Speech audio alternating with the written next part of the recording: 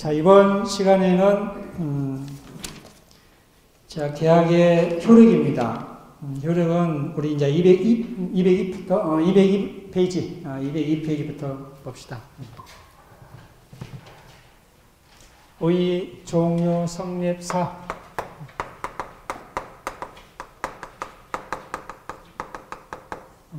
계약의 효력. 계약의 효력. 자, 우리 계약의 첫 번째 같이 이제 살펴보겠습니다. 먼저 우리 동시행 항변권 먼저 봅시다.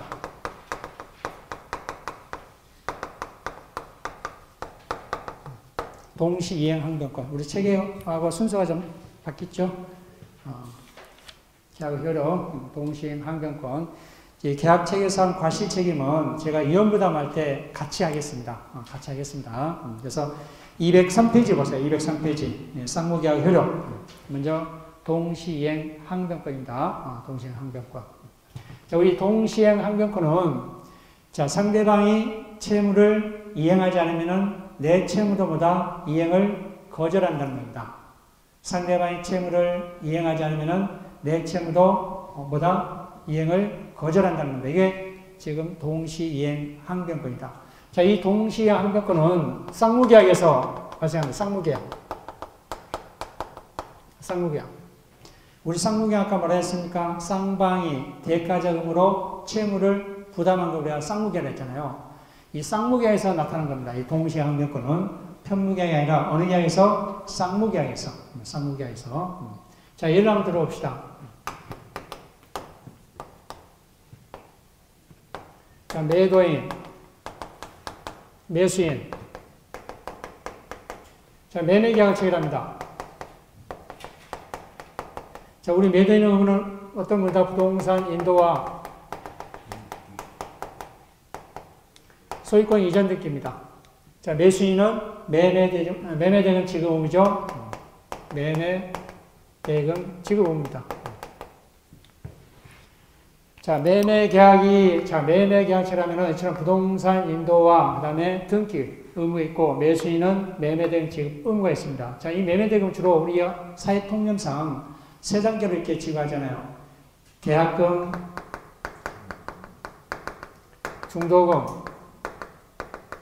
잔금 이렇게 지급합니다.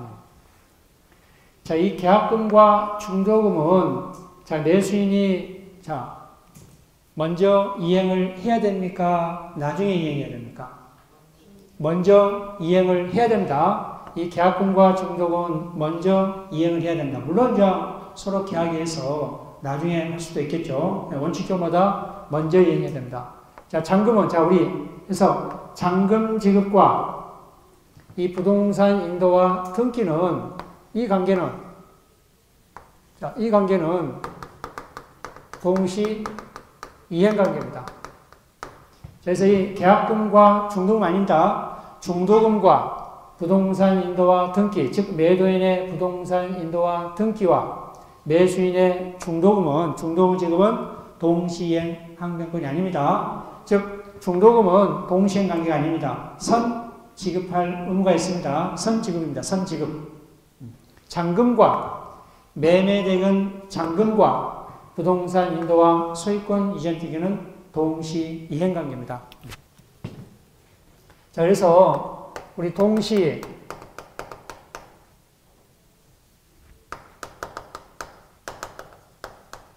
이행관계인 것들을 한번 살펴봅시다. 첫 번째, 이처럼 매매대금과 매매잔대금과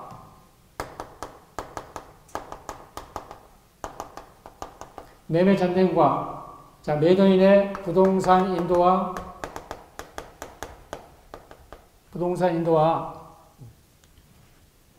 소유권 이전 등기, 소유권 이전기는 동시 이행관계입니다. 자, 이처럼 갑이 부동산 인도와 등기를 안 해주면은 매수인도 매매 잔대금을 지급할 의무가 있다 없다? 없다. 이행을 거절합니다. 자, 반대로 매수인이 잔금을 지급하지 않으면은 매매 잔대금을 지급하지 않으면은 이 매도인도 부동산 인도와 소유권 이전 등기를 뭘 할 수 있다? 거절할 수 있다. 자, 거절하게 되면 연체가 되잖아요. 지연이 되잖아요. 그쵸? 그 책임도 뭐다? 면합니다. 책임도 면합니다. 그래서 상대방의 채무를 이행하지 않으면은 내 채무도 뭐다? 이행을 뭐 한다는 거예요? 거절한다는 거예요. 이게 동시 이행관계입니다. 그래서 동시 이행관계가 있는 것을 몇 개만 살펴보고 동시 이행관계가 없는 거 몇 개만 살펴보죠. 이게 문제가 잘 나옵니다. 동시 이행관계 있는 거, 동시 이행관계가 없는 거 잘 나옵니다. 자, 동시 이행관계가 있는 겁니다. 첫 번째, 매매 잔대금과 부동산 인도와 소유권 예정기는 동시 이행관계입니다. 동시 이행관계다. 자, 두 번째 보면은 우리 전세권 배웠었죠? 전세권. 자, 전세금 지급과 전세금 반환과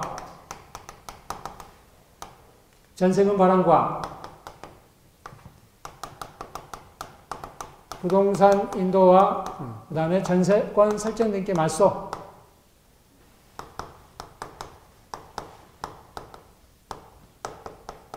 말소는 동시 이행관계입니다. 자, 이런 한번 봅시다.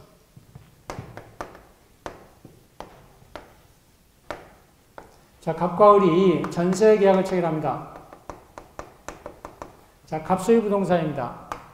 자, 소유자를 우리가 말한다. 전세권 등기를 해주니까 설정자라죠. 전세권 설정자. 그 목적물을 사용, 수익한 사람을 한다. 전세권자. 자, 그러면은 전세 계약을 체결하면은 전세권 설정자는 어떤 의무가 있죠? 부동산 인도와 전세권 설정 등기를 해줘야 됩니다. 전세권 설정 등기. 자, 전세권자는 뭘 지급해야 전세 계약이 성립돼요? 전세금? 전세금입니다. 전세금. 전세금 지급입니다. 자, 근데 전세 기간이 만료되면은, 전세 기간이 만료되면은 어떤 의무가 있어요? 서로 이제 정반대죠. 전세권 설정자는 뭘 해야 됩니까? 전세금을 반환해 줄 의무가 있고, 전세금 반환해 줄 의무가 있고. 자, 그러면 전세권자는 집을 비워줘야 되잖아요. 그렇죠? 또 이 전세권 설정자가 전세권 등기를 해줬기 때문에 그 말소를 해줘야 되잖아요. 그렇죠? 부동산 인도, 전세권 등기 말소입니다. 등기. 말소해 줄 의무가 있습니다. 자, 이 두 관계는 동시 이행관계입니다. 자, 그래서 상대방이 즉 전세권 설정자가 뭘 안 해주면은 전세금 반환을 안 해주면은 누구도 이 전세권자도 자기 의무인 부동산 인도와 전세권 설정 등의 말소를 해준다 안 해준다? 안 해준다. 둘 관계는 무슨 관계이기 때문에? 동시 이행관계이기 때문에. 그렇죠? 상대방이 채무를 이행하지 않으면은 내 채무도 이행을 거절할 수 있는 겁니다. 이게 동시 이행관계고. 자, 세 번째. 저 우리 임대차 보증금 반환과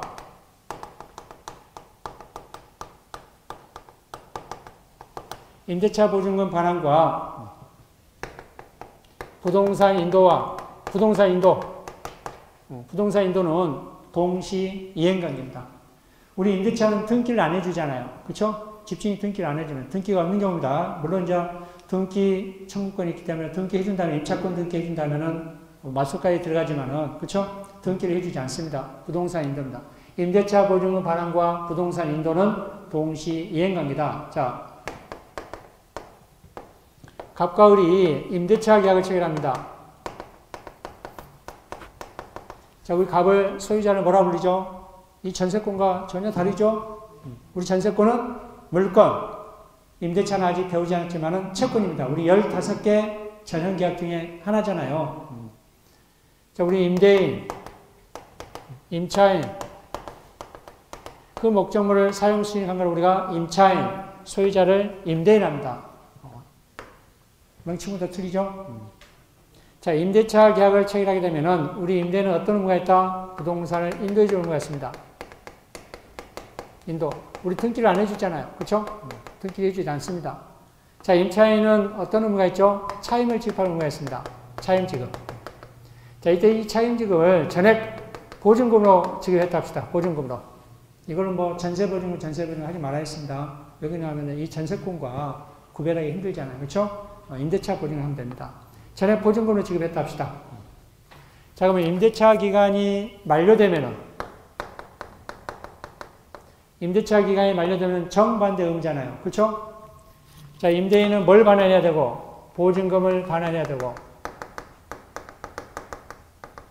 자, 임차인은 어떤 의무가 있죠? 부동산을 인도해 줄 의무가 있습니다. 부동산 인도입니다. 부동산 인도. 이 두 관계는 동시 이행 관계입니다. 자, 상대방이 채무를 이행하지 않으면 내 채무자보다 이행을 거절한 걸 말한다. 동시 이행 관계입니다. 동시 이행 관계. 자, 이 세 가지는 동시 이행 관계를 여러분 잘 알아두시면 됩니다. 매매 잔대금과 부동산 인도와 그다음에 소유권 이전 등기는 동시 이행 관계다. 두 번째, 전세금 반환과 그다음에 부동산 인도와 전세권 설정 등기 말소는 동시 이행 관계다. 또 임대차 보증금 반환과 부동산 인도는 동시 이행 관계다. 라고 알아두시기 바랍니다. 자, 우리 동시 이행 관계가 아닌 거 한번 몇 가지 살펴봅시다. 동시 이행 관계 아닌 거.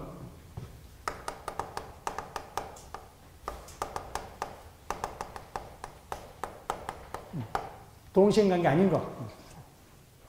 자, 첫 번째, 채무 변제와 저당권 설정 등기 말소.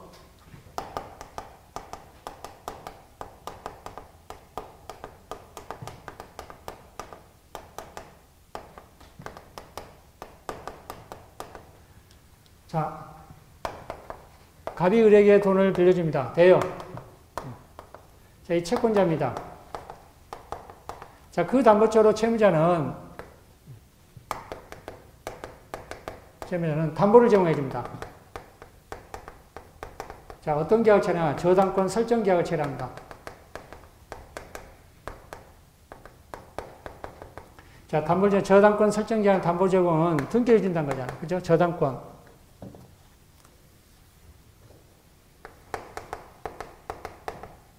등기를 해줍니다. 등기. 자, 우리 채무자를 저당권 설정자, 채권자를 저당권자입니다. 자, 그러면은 채무자가 이 대여금을 뭐 하면은 변제를 하면은 이 담보물권은 뭐 한다? 피담보채권이 소멸하면은 담보물권을 뭐 한다? 소멸한다. 이거 우리가 뭐라 했어요? 부정성 했잖아요. 부정성. 피담보채권을 전제로 한, 즉 피담보채권이 성립되지 않으면 담보물권도 뭐한다? 성립되지 않는다. 또 피담보채권이 소멸하면 담보물권도 뭐한다? 소멸한다. 자, 이때 이 저당권 설정 등기를 말소해주지 않다 하더라도요, 피담보채권이 변제하잖아요. 즉 채권자가 저당권 설정 등기를 말소해주지 않다 하더라도 이 등기는 무효입니다. 무효. 이 등기는 무효입니다. 이 등기는 무효다.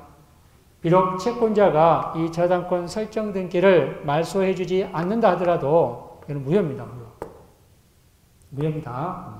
자, 그러면은 채무 변제와 이 저당권 설정 등기 말소는 동시행 관계다? 아니다. 변제가 선이행입니다. 먼저 변제를 해야만이 뭐한다? 저당권 설정 등기를 말소해 준다라는 겁니다. 그래서 채무 변제와 저당권 설정 등기 말소는 동시 이행 관계다? 아니다. 그래서 동시행 관계 아니다 하더라도 이 저당권 설정 등기는 말소해 주지 않다 하더라도 무효라는 거. 우리 실무에서는 보통 보면은 이 무효 등기 유형이 있습니다. 무효등기 유형. 이 무효등기를 이용할 수 있습니다. 예를 들어서 채무자가 돈을 갚으면서 나 한 달 있다 다시 돈 쓸게 이거 말소하지 마. 라고 나중에 한 달 되면은 다른 이해관계 없으면은 이 무효등기를 그냥 유효하게 활용할 수 있다는 게 무효등기 유형입니다. 나중에 다시 한번 또 배웁시다. 우리 등기에서. 자, 이처럼 채무변제와 저당권 설정등기 말소는 동시이행관계가 아닙니다. 동시이행관계가 아니다. 또 우리 채무변제가 있어요. 채무변제와 나중에 이 저당권뿐만 아니라 채무변제와 가등기 담보 또 담보가등기 가등기 담보로 할 수 있고 또 담보가등기 합니다. 가등기 담보와 자, 채무변제와 가등기 담보는 가등기 담보 설정등기 말소는 동시행 관계다 아니다. 또 우리 양도담보가 있습니다. 양도담보. 부동산 양도담보. 자, 모르지만은 일단은 자, 이처럼 채무변제가 나오면요. 채무변제와 담보가 나오면은 동시행 관계다 아니다. 채무변제와 양도담보, 가등기 담보. 이거 문제 잘 나와요, 이게. 채무변제와 양도담보 설정등기 말소는 동시행관계가 아니다. 또 채무변제와 가등기 담보 설정등기 말소는 동시행관계가 아니다. 채무변제와 저당권 설정등기 말소도 동시행관계가 아닙니다. 동시행관계가 아니다. 자, 우리 이게 또 문제 전랑 하나 있습니다. 우리 주택임대차보호법이라든지 상가금의 임대차보호법의 등기명령 신청이죠. 등기명령. 자, 보증금 반환과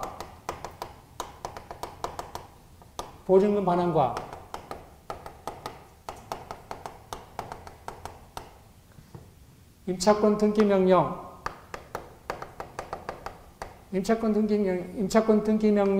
그러니까 임차권 명령. 차라리 이렇게 합시다.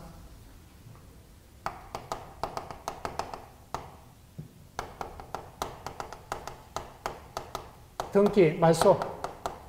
이렇게 임차권 명령, 등기, 말소. 이 등기, 말소는 동시행 관계가 아닙니다. 이 임차권 등기 명령은요, 우리 주택임대차보호법이라든지 상가금의 임대차보호법에서 임대차 기간이 만료됐는데 임대인이 뭘 안 줘요? 보증금을 반환 안 해준단 말이에요. 근데 이사를 가야 되잖아요. 상가금 임대차는 다른 데로 이전해야 되잖아요. 보증금을 안 주니까 자, 주택임대차보호법은 다른 곳에 이사가고 다른 곳에 전입신고하게 되면은 나중에 그 전에 임대차했던 그 목적물이 경매가 되면요. 대항력과 우선명령이 다 상실되어 버립니다. 그럼 옮길 수가 없잖아요. 옮겨야 되는데. 그래서 임대차 기간이 만료되면은 임차권 등기 명령을 해두고 다른 곳에 전입신고하게 되면은 임차권 등기 명령을 한 그 목적물이 경매가 된다 하더라도 순위를 그대로 유지한 채 나중에 배당을 받을 수 있고 대항력을 행사할 수 있습니다. 이게 뭐다? 임차권 등기 명령입니다. 자, 그래서 이 임차인이 임대차 기간이 만료되면은 임차권 등기 명령 해놓고 다른 곳에 가잖아요. 전입신고하고. 그렇죠? 자, 그러면은 이 보증금 반환과 그러면 먼저 임차권 등기 명령 등기를 먼저 임차인이 말소를 해줘야만이 이 임대인이 보증금을 반환해주냐. 즉 이게 선이행이냐. 아니다 이거예요. 어떤 게 먼저 선이행이다? 종전 임대인이 뭐한다? 보증금을 먼저 반환해줘야 됩니다. 그러고 나서 뭐다? 임차권 등기 명령을 말소해줘야 됩니다. 동시행 관계가 아니다? 아니다. 동시행 관계가 아닙니다. 이거 꼭 주의하시기 바랍니다. 자, 예를 들어서 갑과 우리 임대차 계약을 체결합니다. 임대차 계약. 자, 임대인, 임차인. 자, 임대차 계약 체결하는데, 자, 일단은 이 임차인이, 자, 부동산을 인도받고, 자, 한참 거주하다가 나중에 보다 임대차 기간이 만료돼서, 자, 만료됐다 합시다. 자, 인도받고, 전입신고라든지, 또는 확정일자가 다 받아줬다 합시다. 확정일자까지. 부동산 인도와 전입신고 확정. 그래서 선순위 임차인 합시다. 임차인. 선순위 임차인입니다. 선수인차에 이 목적물이 경매가 되면은 대항할 수도 있고 또 뭐 제일 먼저 우선 변제할 수 있는 이치라고 합시다. 자, 그래서 임대차 기간이 만료됐는데 자, 임대인이 보증금을 반환해주지 않습니다. 자, 보증금 반환해주자면 이 임대인은 다른 곳에 이전할 수 있다 없다? 자, 이전하게 되면은 자, 다른 지역으로 이전하게 되면은 대항력과 우선 변제권이 상실돼 버립니다. 그때는 아무 조치 해놓고 이러한 선수인 대항력과 우선 변제권이 있는 이러한 권리가 다른 곳에 전입신고하게 되면은 이전하게 되면은 이러한 대항력과 우선 변제권이 전부 다 상실돼 버립니다. 그럼 나중에 이 목적물이 경매가 되면은 대항할 수 있다든가 또 우선 변제 받는다든가 그게 상실됩니다. 그래서 임대차 기간이 만료되면은 뭘 한다? 임차권 등기 명령을 신청합니다. 임차권 등기 명령을 신청하게 되면은 울굴안에 임차권 등기라고 기입이 돼요. 나중에 여러분들이 임대차거나 부동산 등기를 떼어보면요, 울굴안에 임차권 등기에서 이렇게 주말장 있잖아요, 이렇게. 그런 곳에 임대를 하게 되면은, 임차를 하게 되면은 나중에 보증금 잘 받지 못합니다. 왜? 오직하면 보증금 반환 안 해서 임차권 등기 명령을 두겠어요. 그렇죠? 그런 것도 이렇게 고려해야 됩니다. 그 등기 말소와 보증금 반환은 동시행 관계가 아니다. 아니다. 자, 그래서 이 동시행 관계인 거, 동시행 관계 아닌 거 몇 가지 이렇게 살펴봤습니다. 나중에 이제 내용들은 우리 기본 살 때 하도록 합시다. 저런 동시행 항변권이 인정되는 거, 동시행 항변권이 인정되지 않는 거 이렇게 정리를 해 두시기 바랍니다. 자, 두 번째.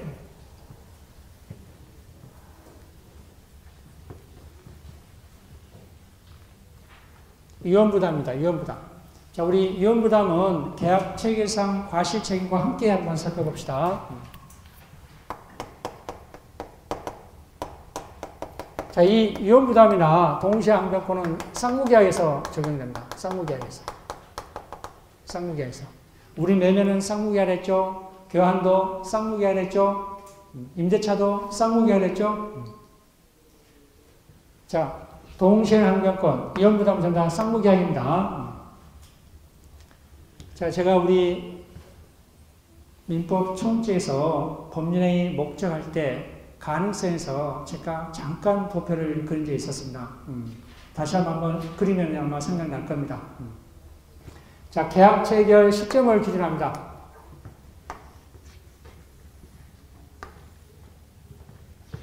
이 시점이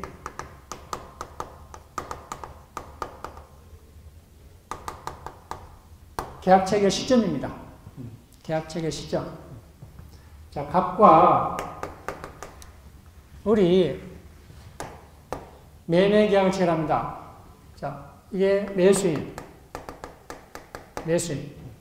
갑이 매도인입니다. 매도인. 자, 어떤 갑 소유 부동산 어떤 별장. A별장, 저 지방에 있는 A별장을 매매 계약을 체결합니다. 그래서 갑이 매도인이고 을이 매수입니다. 자, 우리 이 시기를 계약 체결 시점으로 보고, 자, 그 이전입니다. 이전. 계약 체결 이전에 이미 목적물이 멸실됐어요. 불타 없어졌어요. 목적물 멸실.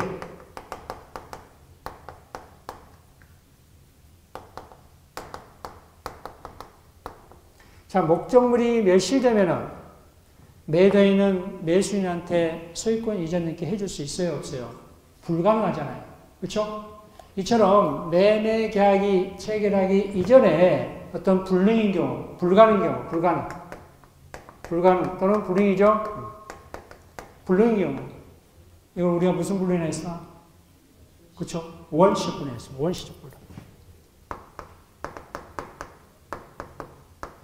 원시적 불능. 자, 우리 원시적 불능은 유효하다, 법령 유효하다, 무효다. 무효입니다. 무효. 자, 원시적 불능은 무효입니다. 무효.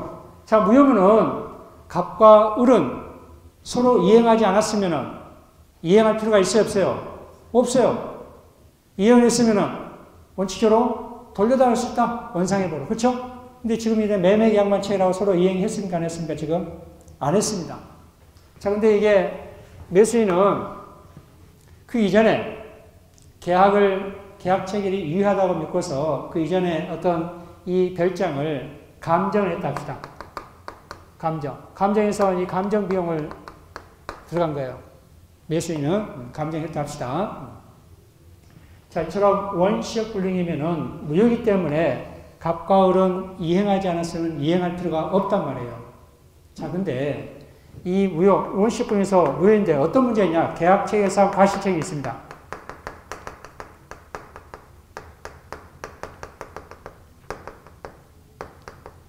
자, 계약 체결상 과실책임이 있다. 즉, 매도인이 어떤 과실이 있을 수 있다 이거예요. 자, 매도인이 과실이 있으면은 이 매수인은 계약이 유효함을 믿었기 때문에 어떠한 손해가 발생할 수 있어요, 없어요? 있을 수 있잖아요. 자, 그때 누구한테 책임을 묻겠다는 거예요? 손해배상 책임을 이 매도인한테 묻겠다는 겁니다. 이게 뭐다? 계약 체결상 과실 책임입니다. 그래서 비록 원시적 불능으로 무효이지만은 어떤 문제가 대두된다? 계약 체결상 과실 책임이 문제됩니다. 우리 민법에 규정하고 있습니다. 이 계약 체결상 과실은 어느 때? 원시적 불능일 때. 원시적 불능 때. 명문으로 규정하고 있습니다. 자, 우리 책 한번 볼까요? 자, 페이지 204페이지 한번 보세요. 204페이지. 202페이지. 202페이지. 202페이지 있죠? 목적이 불능한 계약을 체결한 때, 그쵸? 목적이 불능한 계약. 이게 이제 원시적 불능입니다. 목적이 불능한 계약을 체결할 때. 자, 이때 이 계약 체결상 과실 책임이 물으려면은 이 매도인은 그러한 사실을 알았거나, 그쵸? 불능 사실을 알았거나, 알 수 있었을 경우,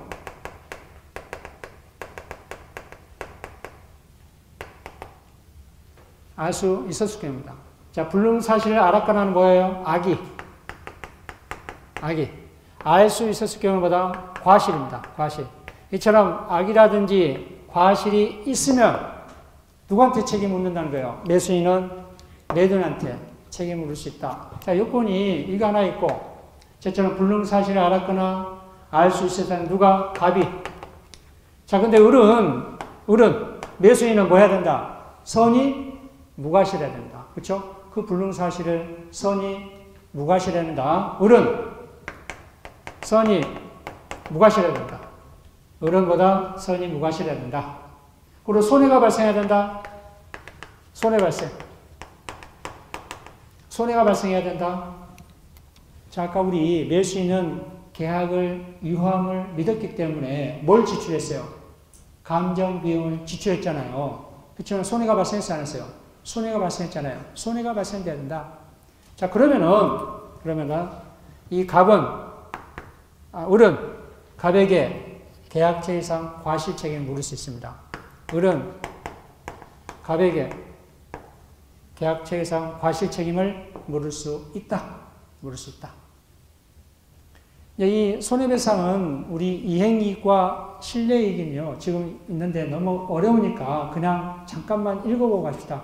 우리 손해배상은 항상 날이 나옵니다. 뭐 실내이익, 이행이익, 뭐 이거는 실내이익이다, 이거는 이행이익이다. 이렇게 자주 등장합니다. 그래서 잠깐 언급하고 갑시다.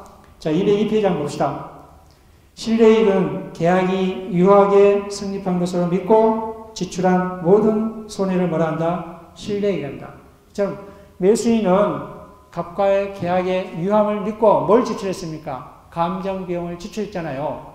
이 감정비용 지출이 손해배상이 될 수 있습니다. 이게 실내이익입니다.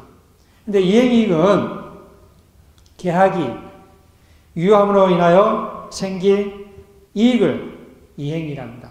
그렇죠? 그래서 계약이 유효함으로써 생길 이익을 뭐라 한다? 이행이란다. 이행이. 그래서 실내이익은 계약이 유효함을 믿고서 지출한 비용이 있으면은 그 손해가 발생했으면 뭐다? 손해배상을 청구할 수 있다. 즉 실내이익으로. 그래서 이 계약체계상 과실책임은 이행이익이다, 실내이익이다. 실내이익이다. 이렇게만 여러분들이 알아두시기 바랍니다. 이행이 아니라 뭐다? 실내이익이다. 나중에 하도록 합시다. 일단은 우리 계약체계상 과실책임, 즉 매도인이 어떠한 악이나 과실이 있고 또 매수인이 선의 무과실이고 손해가 발생했으면 누구한테? 매도인한테 책임을 물 수 있는 걸 뭐라 한다? 계약체계상 과실책임입니다. 그 손해배상은 이행이익이 아니라 계약을 체결했기 때문에 얻을 수 있는 즉 이행이익이 아니라 계약이 유함을 믿고서 보다 손해가 발생한 거, 지출했던 비용, 그게 이제 우리가 실내이익입니다. 그래서 실내이익만 청구할 수 있지 이행이 청구할 수 없습니다. 이 계약체계상 과실책임에서. 그래서 실내이익이다. 그 손해배상은 실내이익이다. 그래서 비록 원시적 불능이지만, 원시적 불능은 무효이지만은 계약 체결 이전에 불가능한 경우, 즉 불능인 경우, 원시적 불능이지만은 어떤 문제가 발생할 수 있다? 계약 체계상 과실 책임이 발생할 수 있다. 그렇죠? 그러려면은 이러한 요건이 갖춰져야 된다. 그렇죠? 원시적 불능이어야 되고 또 불능 사실을 알았거나 또는 알 수 있어야 되고 누가? 매도인이. 또 매수인은 뭐야 된다? 선이 무과실해야 된다. 또 이 매수인은 뭐야 된다? 손해가 발생돼야 된다. 이러한 요건이 갖춰지면은 매수인은 누구한테? 매도인한테 손해배상을 청구할 수 있다. 그 손해배상은 이행이익이다, 실내이익이다, 실내이익이다, 실내이익이다. 자, 나중에 또 계속적으로 반복적으로 할 겁니다. 지금 어렵지만은 그냥 이렇게 알고 넘어갑시다. 자, 이처럼 계약체계상 과실책임을 모르면 여기까지만 딱. 계약체계상 과실책임 여기까지만, 그렇죠? 여기까지만 딱 알아두시기 바랍니다. 원시적 불능이지만은 무효이지만은 또 뭐다? 계약체계상 과실책임을 물을 수 있다. 자, 그러면 계약 체결을 하고 난 다음에 자, 이후에 불가능합니다. 불가능. 즉 불능입니다. 불능. 자, 이게 무슨 불능이다? 후발적 불능. 후발적 불능. 자, 우리 후발적 불능은 유효하다, 무효다? 유효하다, 무효다? 유효하다. 유효합니다, 유효합니다. 우리 원시적 불능은 무효잖아요. 근데 후발적 불능은 유효합니다. 유효. 자, 이제 이 후발적 불능에서 세 가지 문제가 이제 대두됩니다. 세 가지 문제가. 자, 유효하죠? 유효합니다. 자, 첫 번째. 채무자 기책사유. 자, 여기서 누구를 채무자예요? 그쵸? 건물 소유권 이전, 건물의 소유권 이전 해줄 의무가 누구예요? 매도인. 그쵸? 이 값을 채무자라 칭하면 됩니다. 그래야 여러분 쉽게 이해할 수 있습니다. 왜? 건물을 소유권 이전 해줘야 되는데. 근데 건물이 뭐였어요? 멸실됐잖아요. 이행을 해주지 못하잖아요. 그쵸? 그래서 값을 채무자, 이 매수인을 채권자라고 이렇게 칭합니다. 자, 그러면 쉽게 여러분들이 이해할 수 있습니다. 채무자 기책 사유로 계약 체결 후에 누구 기책 사유로? 채무자의 기책 사유로 멸실된 거예요. 계약 체결 후에 후발적 불능이 불가능한 이유가 누구 기책 사유? 채무자 기책 사유. 채무자 기책 사유가 있는 거예요. 채무자 기책 사유. 자, 채무자 기책 사유가 있으면은 이건 뭐다? 채무 불이행이에요. 채무 불이행. 아까 우리 채무 불이행 나왔었죠? 채무 불이행. 이행하지 못하잖아요. 불가능하잖아요. 이행이. 그렇죠? 채무 불이행입니다. 자, 이런 큰 타이틀만 알아도 문제가 나와요. 그러니까 이 큰 타이틀 여러분들은 알아두셔야 돼. 그렇죠? 알아두셔야 돼. 자, 채무자의 기책 사유가 있으면은 채무 불이행 문제입니다. 자, 우리 아까 채무 불이행 뭐뭐 있다? 이행지체, 이행불능, 불완전 이행이 있습니다. 그 세 가지 중에서 어떤 거예요? 이행불능. 그렇죠? 이행할 수 없잖아요. 불가능하잖아요. 이행불능. 이행불능. 자, 이것도 문제 이렇게 잘 나와요. 이게 이행불능. 자, 그러면 채무 불행이면은 뭘 할 수 있냐? 계약을 뭐 할 수 있다? 매수인은, 채권자는 계약을 해지할 수 있습니다. 계약 해지. 계약 해지 및 손해배상 청구할 수 있습니다. 우리 해제는 손해배상과 함께 청구할 수 있습니다. 함께, 밋이 함께입니다. 및. 이 밋이 중요합니다. 그러니까. 손해배상도 뭐 할 수 있다? 청구할 수 있다. 계약 해제 및 손해배상 청구할 수 있다. 누가? 채권자가.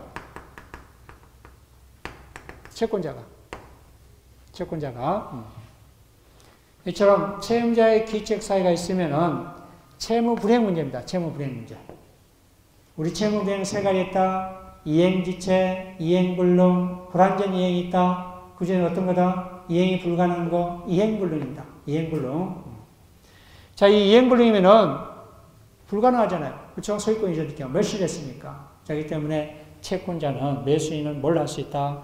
매매 계약을 해지할 수 있고, 손해가 발생할 수 있는 손해배상도 함께 뭐 할 수 있다? 청구할 수 있다. 자, 두 번째. 채권자, 채무자 둘 다 기책 사유가 없어요. 둘 다 기책 사유 없는데 불타 없었어요. 천재지변이 일어날 수 있잖아요. 갑자기 별장이니까 산불이 나서 불타 없어졌다는 거. 천재지변. 그렇죠? 자, 둘 다 기책 사유 없는 거. 채권자, 채무자. 기책 사유가 없는 겁니다. 둘 다 기책 사유가 없는 겁니다. 채권자, 채무자 둘 다 기책 사유가 없는 겁니다.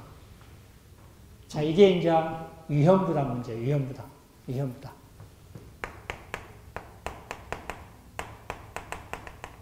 위험부담 문제입니다. 자, 여기서 하나 더 짚고 넘어갑시다. 우리 채무자의 기책 사유는 위험부담 문제다, 채무 불이행 문제다. 이것도 문제 나온다.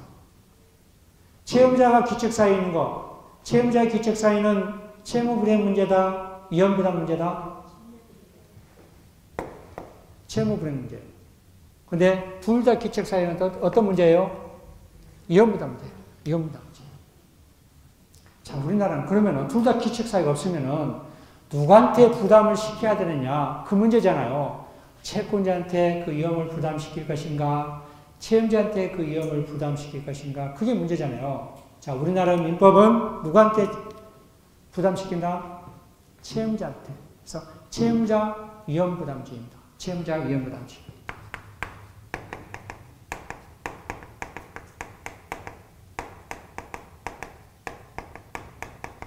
자, 채무자 위험부담주의다. 약하게 납시다. 아는 내용은 나중에 하더라고. 알면 머리 아프니까. 그렇죠? 이처럼 채권자와 채무자 기책 사유가 없으면은 채무 불이행 문제가 아니라 어떤 문제다? 위험부담 문제다. 자, 위험부담 문제인데 누구한테 위험을 부담시킬 것이냐? 둘 다 기책 사유 없으니까 우리나라 민법은 누구한테 위험부담을 시킨다? 채무자한테. 채무자 위험부담 시킨다. 채무자.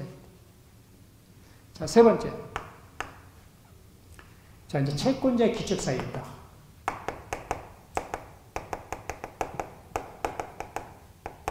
채권자 기책 사유가 있는 경우.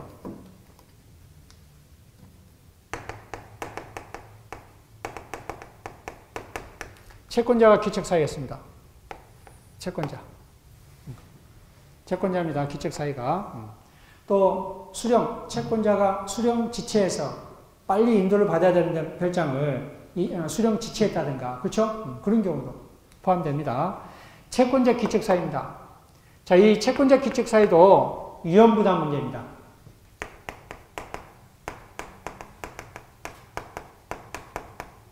채권자 기책 사유도 위험부담 문제입니다. 자, 채무자 위험부담주의는 원칙입니다. 이게 원칙.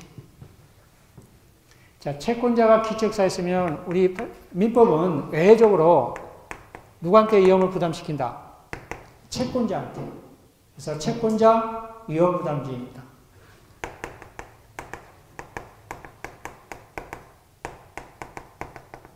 자, 채권자 기책 사유에서 누구한테 위험을 부담시킨다? 채권자한테. 그래서 우리나라 민법은 원칙적으로 채무자 위험부담지지만 애적으로 누구한테? 채권자한테 위험부담을 안긴다. 이런 것들이 문제 지문들이 잘 나오고 문제가 나와요. 작년에도 문제가 나왔었고. 그래서 이거를 여러분들이 정리된 머릿속에 이 계약체계 기준에서 이전에는 원시적으로는 뭐다? 계약체계에서는 과실적인 문제다. 자, 이후에 불가능하면 이제 세 가지 문제. 후발적 불이인데 유효하다. 첫 번째, 채무자 기책 사유. 둘 다 기책 사유가 없는 경우. 채권자 기책 사유 있는 경우. 이렇게 정리를 여러분들이 이렇게 잘 해주셔야 돼요. 그리고 나중에 이제 내용들을 하나하나씩 세부적으로 이렇게 알아야 됩니다. 무슨 말 아시겠죠? 그래서 이 정도 여러분들이 알고 계셔야 됩니다. 이 정도는. 자, 여기까지만 하고, 그 다음에 넘어갑시다. 자, 제3자를 위한 계약입니다. 다섯 번째.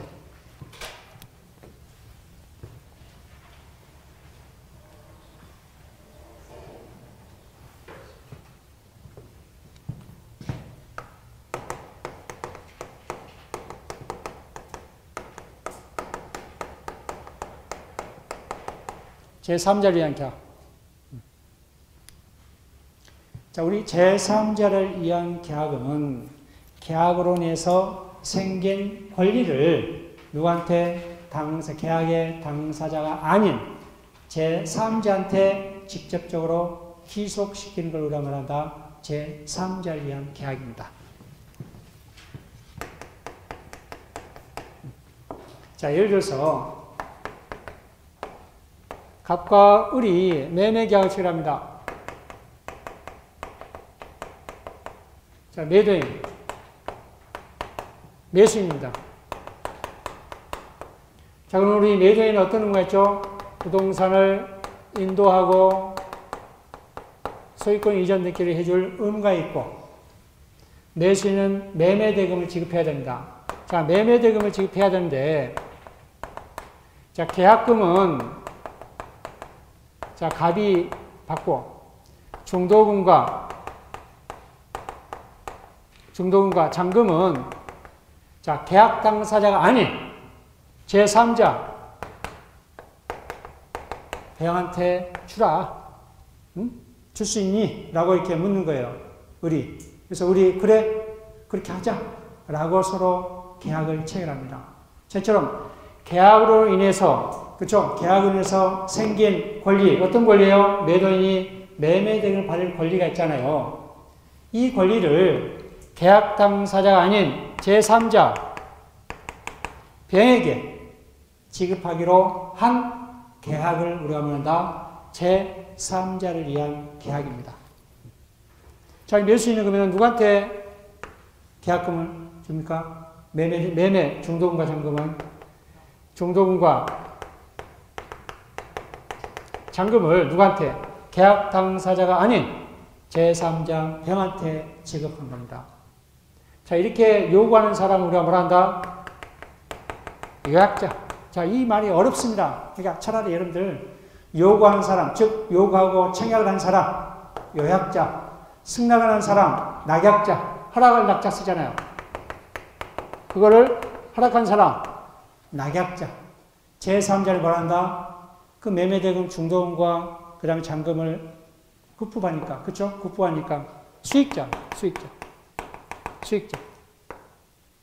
이처럼 이러한 계약을 요구한 자가 요약자, 그걸 승낙한 사람보다 낙약자, 제3자 수익을 얻는 자를 뭐란다? 수익자. 자, 이런 삼면관계가 생기죠? 제3자의 경우에 의한 삼면관계가 생겨요. 갑과 병 간의 관계, 갑과 을 간의 관계, 또 을과 병 간의 관계, 이러한 삼면관계가 생깁니다. 자, 이 갑과 병 간의 관계는 어떤 대가 관계겠죠? 즉, 갑이 병한테 채무를 부담한다든가, 그러니까 직접 못 갚고 뭐다 이 매매대금으로 이렇게 갚는다든가, 어떤 대가 관계가 있습니다. 누가 의도 관계는 요약자와 이 수익자 간에는 대가 관계가 있습니다. 대가 관계. 자, 근데 이 매도인과 매수인 관계는 보상 관계입니다. 보상 관계. 자, 무슨 뜻이냐? 자, 이 매수인은 자기 재산을 출연하잖아요. 자기 재산 출연. 즉, 급부를 하잖아요. 누구한테? 병한테. 그쵸? 그 대신 뭘 얻어요? 뭘 보상받아요? 소유권 이전 등기. 그렇죠? 매수인은 매매대금은 누구한테 주는? 매도한테 주지 않고 제3자한테 주지만은, 즉 자기 재산을 출연하지만은 보상을 뭘 받는다는 거예요? 소유권 이전 등기. 보상은 소유권 이전 등기. 보상은 소유권 이전 등기. 그래서 갑과 을 간의 관계는 보상관계입니다. 보상관계. 자, 낙약자와 수익자는 급부관계잖아요. 그렇죠? 지금 뭘 지급합니까? 낙약자는 수익자한테 중도금과 잔금을 지급하잖아요. 그렇죠? 잔금을 지급한다. 그래서 이 제3자라는 계약은 이처럼 계약에서 생기는 권리를 전혀 계약 당사자가 아닌 제3자라 하여금 직접 권리를 귀속시키는 걸 말한다. 제3자라는 계약입니다. 가장 대표적인 게 여러분들 타인을 위한 보험계약. 저 보험계약.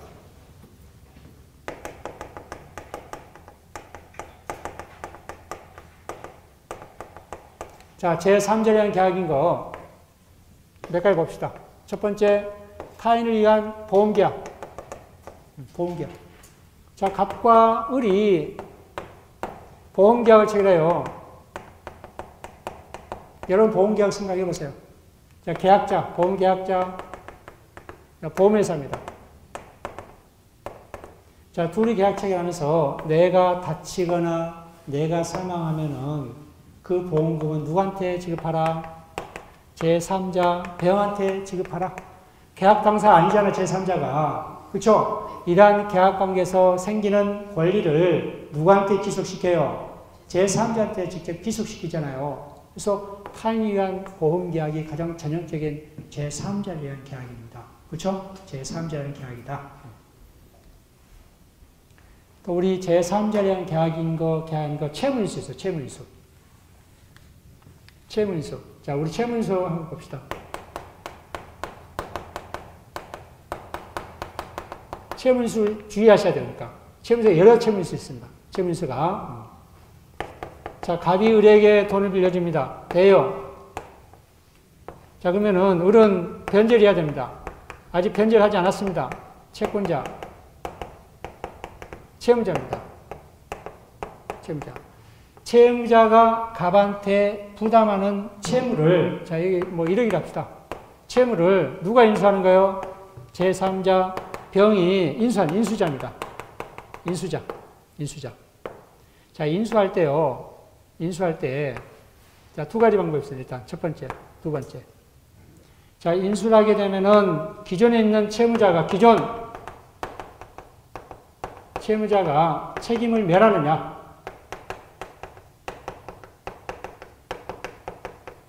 자, 책임을 멸한다는 거는, 이제 빠진다는 거잖아요. 누가 책임진다는 거죠? 병이. 그쵸? 책임을 지지 않는다는 거잖아요. 누가 인수했으니까 병이 책임진다는 거예요. 즉, 기존 채무자가 책임을 면하느냐. 자, 면하느냐 따라서, 면하느냐. 이게 따라서, 자, 면하는 경우. 면하는 걸 우리가 말한다. 면책적 채무인수입니다. 면책적 채무인수. 아까 채무인수 제가 채권 총론에 나왔다 했었죠? 면책적 채무인수.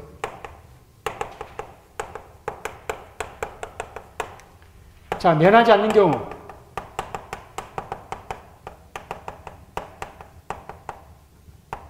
자, 면하지 않는 경우. 면하지 않는다면 채무자와 병 간에 서로 연대해서 책임집니다.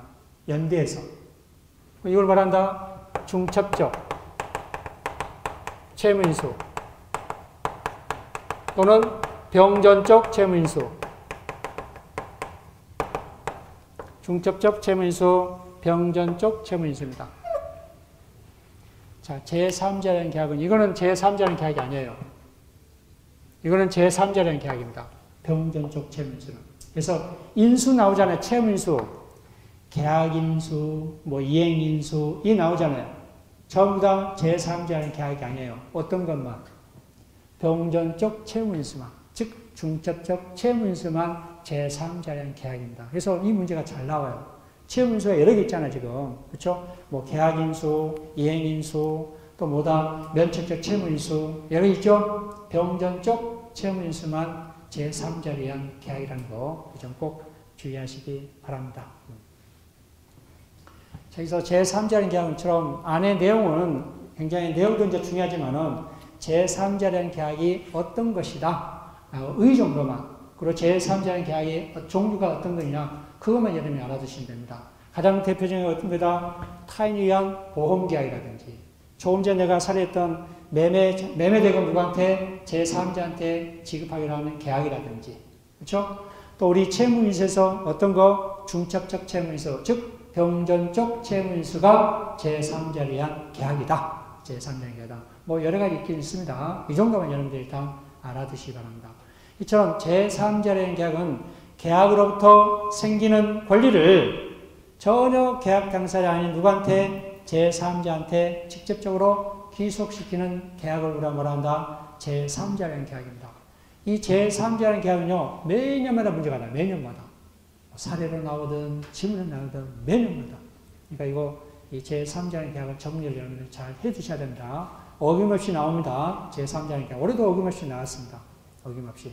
그래서 이 제3자라는 계약은 많이 나올수록 뭐예요? 이미 다 노출된 거잖아요. 그렇기 때문에 기출문제만 잘 알아두시면 돼요. 그렇죠? 기출문제만. 그래서 골격은 이러한 골격을 유지하면서 나중에 요건들, 서로 선명관계, 갑과 병 간의 관계, 을과 병 간의 관계, 갑과 을 간의 관계 이 안에 내용들이 있어요. 그 내용들을 여러분들이 잘 정리해두면은 뭐 틀리지 않습니다. 그래서 제3자라는 게 상당히 중요합니다. 자, 이렇게 해서 계약 효력 그리고 제3자라는 계약을 마쳤습니다. 쉬었다가 계약 해제를 합시다. 좀 쉬었다 합시다.